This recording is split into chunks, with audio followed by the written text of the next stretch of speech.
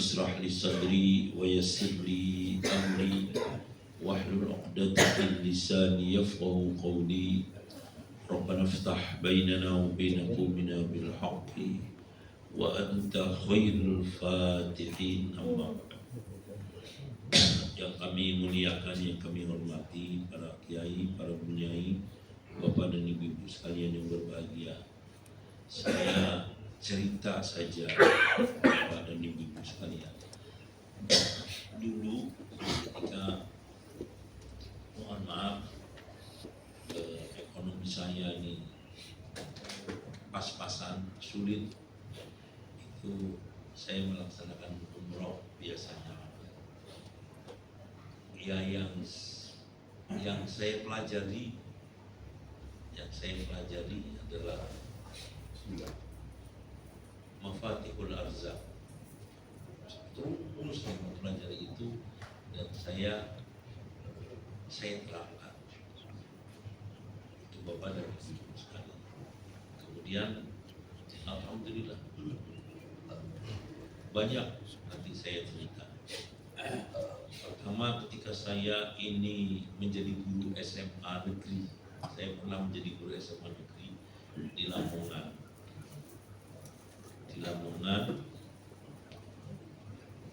Tinggal saya di Surabaya sini, ya di sini, ya di sebuah rumah kos-kosan.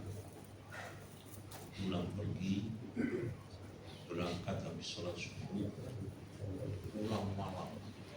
Karena selesai mengajar di SMA, saya mengajar di sekolah lain, kemudian saya mengajar di perguruan tinggi, baru pulang. Setiap hari, kecuali 2 hari mungkin Sabtu dan sehari lagi yang lainnya, dari sejak pagi ngajar di sini di Surabaya. Kesulitan ekonomi. Nah, saya tidak mau, masa saya hanya ke Lamongan untuk mengajar. Maka saya berpikir bagaimana masa depan saya. Saya punya keinginan bahwa saya harus membuat sebuah lembaga pendidikan harusnya. Tapi tentu saya tidak bisa sendirian. Saya mempunyai banyak keinginan. Akhirnya saya tidak mau dengan cuma mengajar, mencari bibit-bibit unggul, anak-anak yang tidak punya, yang orang tuanya menjaga sekolah, orang tuanya jualan sekam, orang tuanya Masya Allah meja itu ditancapkan ke tanah, meja rumahnya dan seterusnya. Banyak saya bawain ke Surabaya. Dijadikan TO di sini, disuruh tes masuk fakultas kedokteran. Sudah banyak sekali, bukan 1-2 tes lulus kedokteran mana.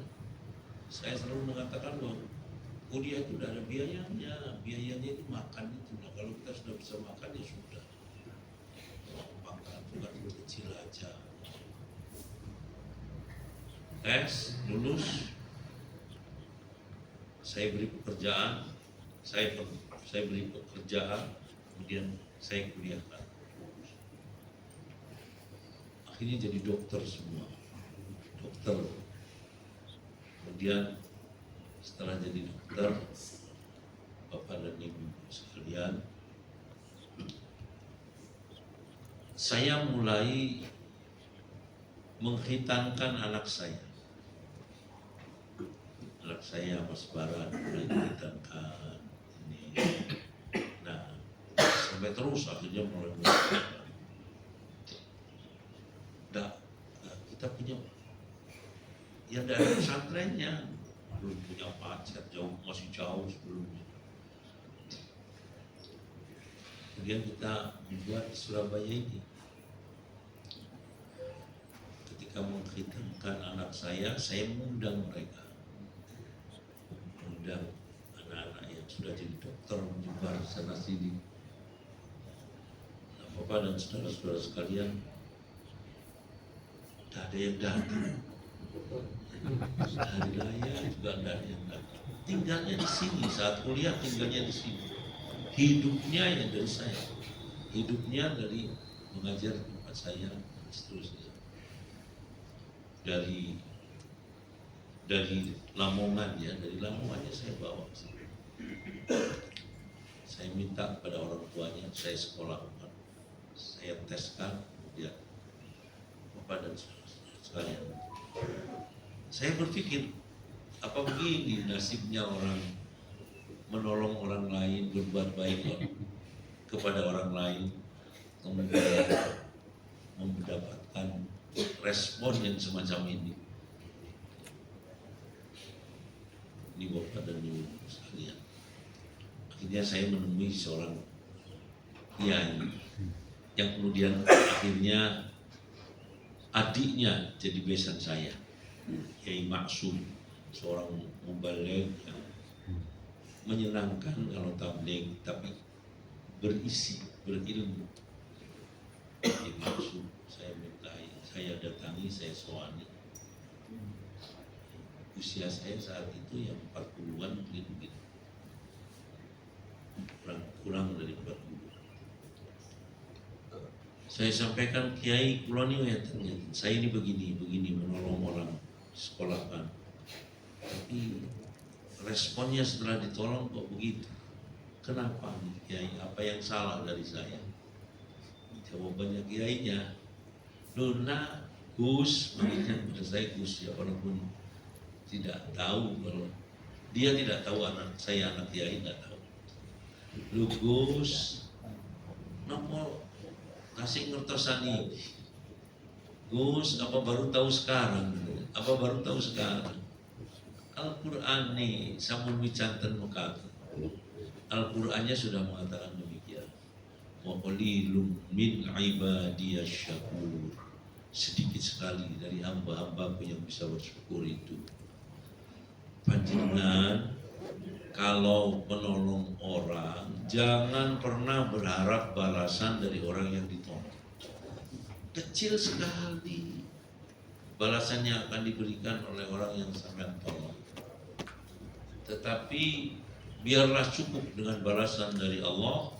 Ana fi aunil abdi ma damal abdu fi auni akhihi. Cukup kepada Allah. Nah setelah itu alhamdulillah saya mendapatkan obat daripada kegelisahan ini. Dan sama sekali akhirnya setelah saya nolong siapapun dan seterusnya, tidak pernah terpikir terlintas untuk mendapatkan imbalan kebaikan dari mereka. Wajar kalau di awal saya mengatakan saya berbuat demikian itu untuk seperti ini, karena kita tidak punya apa-apa. Bayangan saya kita bisa berdaya mewujudkan apa yang dicita-citakan. Bagaimana caranya? Tidak punya uang, saya nyekolahkan anak, nyekolahkan orang-orang, nanti kalau sudah berhasil bisa membantu. Cara berpikirnya demikian. Bapak dan saudara-saudara sekalian, ternyata bahwa dengan orientasi berpikir yang berbeda, subhanallah, rezeki Allah itu melimpah. Kalau dibandingkan dengan apabila mereka katakanlah 10, 15, satu bulan 10 jutaan, ya, nyumbang saya paling 150 juta. Tapi balasan dari Allah berlipat-lipat dan berpuluh kali lipat. Bapak dan saudara-saudara, itu andaikan begitu nggak mungkin, paling 1 bulan 1 juta misalnya. Jadi biarkanlah kalau kita menolong orang, jangan pernah membalas, jangan pernah berpikir tentang balasan dari orang yang tidak pernah kita tolong, tapi cukup kita mengharapkan balasan dari Allah.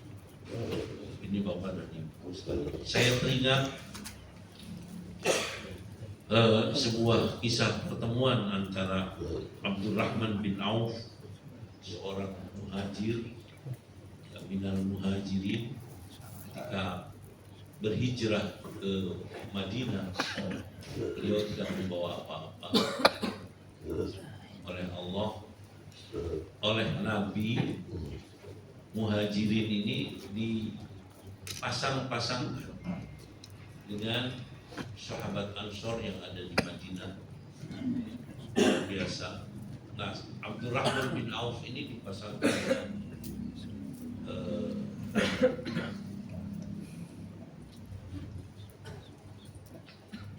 dengan seorang sahabat Nabi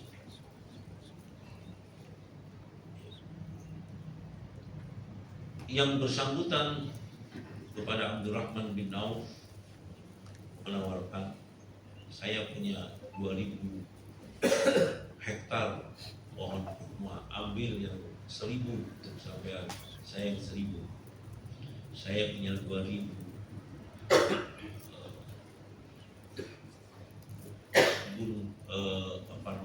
unta, ambil 1000, saya 1000. Tapi Abdurrahman bin Auf tidak mau menerima. Sudah cukup. Antarkan saja saya ke pasar. Ke pasarnya Bani Qainuqa, orang Yahudi yang menjadi jago-jagonya pedagang Yahudi ya, Bani Qainuqa. Di Madinah itu komposisinya orang Yahudi, ada Bani Nadir, Bani Quraidah dan Bani Qainuqa. Yang Bani Qainuqa ini pedagang-pedagang. Sementara penduduk Arabnya, penduduk asli sananya itu Khazraj dan Aus. Bapak dan saudara-saudara sekalian, kemudian diantarkan ke pasar Bani Qainuqa. Yang diminta hanya sebuah bedang, untuk dia kios berjualan. Berkembang, kemudian akhirnya oleh Nabi dipanggil Abdurrahman bin Auf. Nabi mengatakan, Abdurrahman bin Auf, kita ini di Madinah banyak Aus dan Khazraj lebih banyak daripada orang Yahudi. Kenapa orang-orang kita kok belanjanya kepada orang Yahudi? Kamu buatkan saja pasar. Akhirnya Abdurrahman bin Auf membuat pasar di sebelah barat Masjid Nabawi, kalau yang sekarang ini kira-kira begitu. Di sebelah barat Masjid Nabawi, dan kemudian membuat pasar. Dan saat itu Abdurrahman bin Auf ya membuat seperti mall begitu, kios banyak, kemudian ada pedagang-pedagangnya, dan beliaunya hanya ya importir dan eksportir saja, mengambil dari dari Persia, dari Syam, dari Syria, mengambil barangnya, dibagi-bagikan di kios-kios yang di situ ada pedagang-pedagangnya. Akhirnya ya kemudian dengan demikian orang Muslim belinya ke situ. Ini Bapak dan saudara-saudara sekalian, di pesantren kita, Bapak dan saudara-saudara sekalian, kita yang membuat pesantren, kita yang membesarkan pesantren.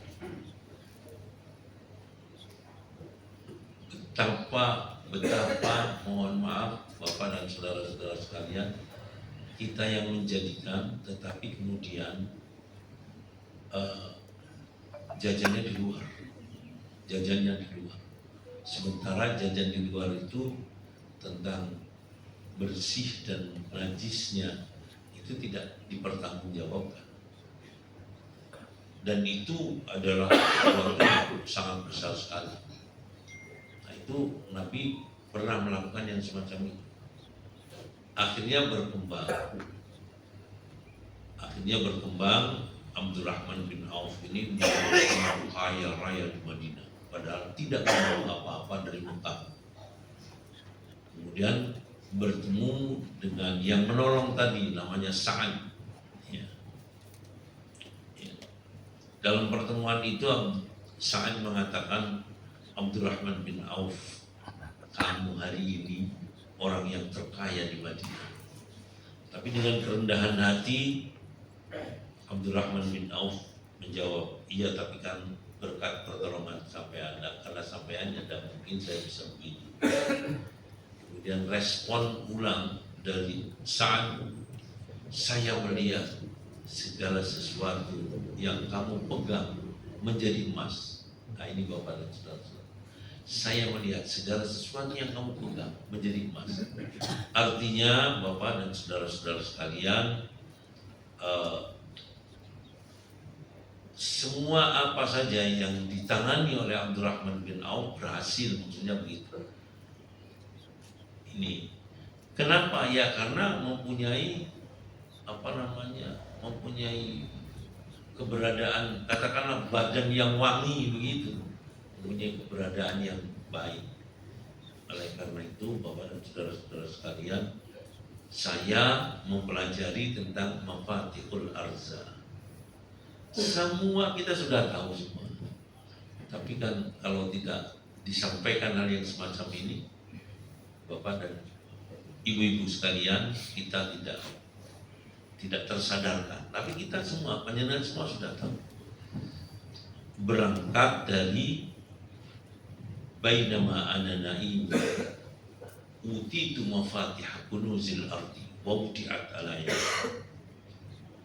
Antara saya tidur dan tidak tidur, saya diberi kunci-kunci pembuka gudang-gudang kekayaan bumi dan diletakkan pada tangan saya. Ini artinya Bapak dan saudara-saudara sekalian, di dalam nas baik Al-Quran ataupun hadis-hadis Nabi, banyak sekali mafatihul kunuzil ardi, banyak sekali mafatihul arzak. Itu Bapak dan saudara-saudara, saya pelajari, saya terapkan, saya pelajari, saya terapkan. Kita semua sudah tahu, semua tidak tersadarkan. Satu, beriman dan bertakwa kepada Allah. Beriman dan bertakwa kepada Allah. Iman mantap, antara lain iman ini, ya iman kepada Al-Quran, iman kepada Al-Quran, iman kepada Allah sebagai yang menurunkan Al-Quran, iman kepada, mohon maaf, hadis-hadis Nabi. Ya, iman kepada hadis-hadis Nabi berarti iman kepada Rasulullah, dan itu salah rukunnya, rukun iman kita, beriman kepada Allah, kepada Rasulnya, kepada malaikatnya. Ini yang harus ditanamkan terlebih dahulu, imannya dan bertakwa kepada Allah. Nasnya jelas, wa may yattaqillaha yaj'al lahu makhrajan wa yarzuqhu min haitsu la yahtasib wa yarzuqhu min haitsu la yahtasib. Itu yang kita ambil, yang kita garis bawahi. Siapa yang senantiasa bertakwa kepada Allah, Allah akan menjadikan segala kesulitannya senantiasa diberikan jalan keluar, dan Allah akan melimpahkan rizki kepadanya dalam bentuknya yang tidak diduga-duga. Rizki, kita akan menjadi orang yang saya katakan tadi, badan kita wangi terhadap rizki Allah, kecerdasan kita mampu menangkap peluang-peluang, dan kalau kita melakukan niaga tidak akan pernah rugi niaganya. Ya, sebab seseorang gagal-gagal itu ya karena berniaga rugi.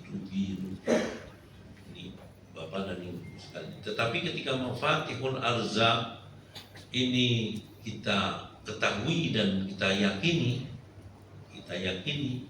dan kemudian kita laksanakan, insya Allah kepada ibu-ibu sekalian kita akan diberikan oleh Allah rezeki. Satu, takwa, iman dan takwa. Nomor dua, Bapak dan ibu-ibu sekalian,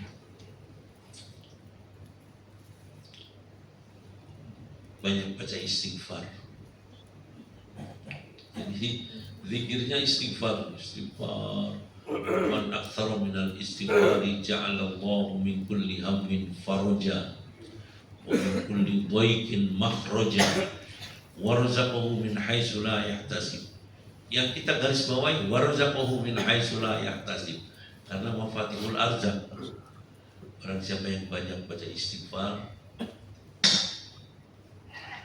Allah menjadikan susah dan gundahnya segera berubah menjadi kebahagiaan, kesulitannya diberikan jalan keluar, dan Allah melimpahkan rahmat kepadanya dalam bentuknya tidak diduga-duga. Istighfar itu harus dikaitkan dengan taubat. Ya, taubat dengan istighfar itu satu. Istighfar dengan taubat itu satu. Ungkapannya istighfar, bentuknya taubat. Nah, taubat itu mencabut diri dari perbuatan dosa, menyesali kenapa kemarin melakukan perbuatan dosa dan tidak akan pernah mengulangi lagi. Itu taubat bentuknya. Lafaz yang diucapkannya istighfar. Warzaqahu min haitsu la yahtasib, yang kita garis bawahi. Nomor berikutnya, tawakal kepada Allah Subhanahu wa taala. Wa may yatawakkal 'ala Allah fa huwa hasbuhu, innallaha balighu amri. Sesungguhnya barang siapa yang bertawakal kepada Allah, maka Allah menjamin keberhasilannya. Jadi kita artikan seperti itu untuk lebih mudah dipahami. Barang siapa yang bertawakal kepada Allah, Allah menjamin keberhasilannya dan Allah akan pasti mewujudkan janjinya, memberikan jaminan keberhasilan pada yang bertawakal kepada Allah. Nah, tawakal itu apa? Tawakal itu berupaya keras dan berdoa maksimal. Nah, kalau sudah kita lakukan yang semacam itu, apapun yang terjadi, kita yakini bahwa itu yang terbaik untuk kita. Kita yakini bahwa itu yang terbaik setelah kita melakukan tawakal kepada Allah. Dan Allah akan pasti mewujudkan janjinya, memberikan jaminan keberhasilan yang bertawakal kepada Allah, yang berupaya keras dan berdoa maksimal. Jangan pernah meninggalkan berdoa maksimal. Ini berikutnya, silaturahim. Saya itu tidak ngerti kenapa di mana-mana saya menyelenggarakan silaturahim. Kenapa? Saya tidak ngerti. Ya, kalau pulang ke Cirebon itu ada silaturahim dengan keluarga saya, ada silaturahim di makam dengan penduduk makam, penduduk desa itu, bisa 1000. Ya. Kemudian di keluarga saya ratusan. Kemudian kalau siang sedikit dengan teman-teman saya, setelah itu dengan keluarga istri saya. Di sini juga seperti begitu. Saya sering bersilaturahim dengan teman-teman dan saya berdoa. Nah, silaturahim itu yang memberikan kebahagiaan. Kalau kita punya cuma senyum, ya senyum. Tapi kalau kita memiliki yang lebih, ya kita berikan sesuatu. Bapak dan saudara-saudara sekalian, kalau di makam itu 1000 yang datang. Anak-anak kecil saya beri 20.000, yang sepuh-sepuhnya 50, yang terhormatnya 100. Ya. Itu tidak banyak-banyak. Artinya memberikan rasa senang, itu yang namanya silaturahim kepada mereka yang kita sambungkan. man arada yutila umrahu wa yusi'a fi rizqihi falyasil rahimah wa ayyusi'a fi rizqihi, yang kita garis bawahi. Ini Bapak dan saudara-saudara sekalian.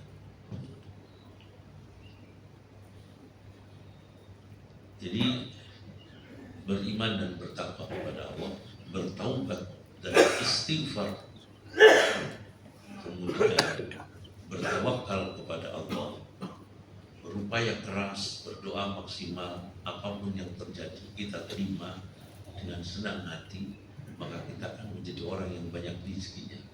Tawakal itu digambarkan seperti burung terbang pagi hari, terbang begitu saja, tidak mikir bagaimana burung itu dalam keadaan perutnya lapar, pulang ke kandangnya, pulang ke sangkarnya, pulang ke tempatnya dalam keadaan sudah kenyang, karena tulusnya dengan keadaan apapun yang terjadi harus dipandang sebagai yang terbaik bagi kita. Dalam hadis Nabi disebutkan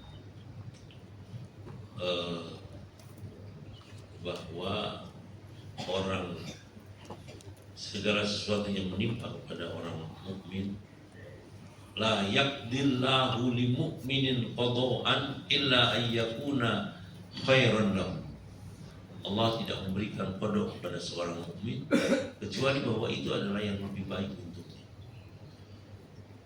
Memang Bapak dan saudara-saudara sekalian, mempelajari itu artinya mempelajari dan belajar, bukan mempelajari, belajar untuk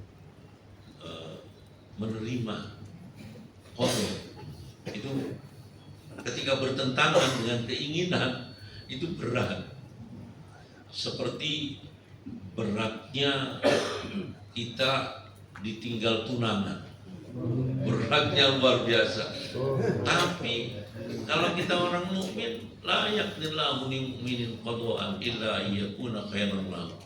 Allah tidak memberikan qada kepada seorang mukmin kecuali bahwa itu adalah yang lebih baik daripadanya. Saya mohon maaf, cerita, saya melamar orang, ada berapa kali saya melamar orang, si A, ya, R, namanya R, sudah luar biasa, sudah dilamar dan luar biasa senangnya. Subhanallah, bentuknya ini bukan dikembalikan lamarannya, dia senang dengan orang lain dan tidak mau dengan saya. Tadinya sih senang. Sudah.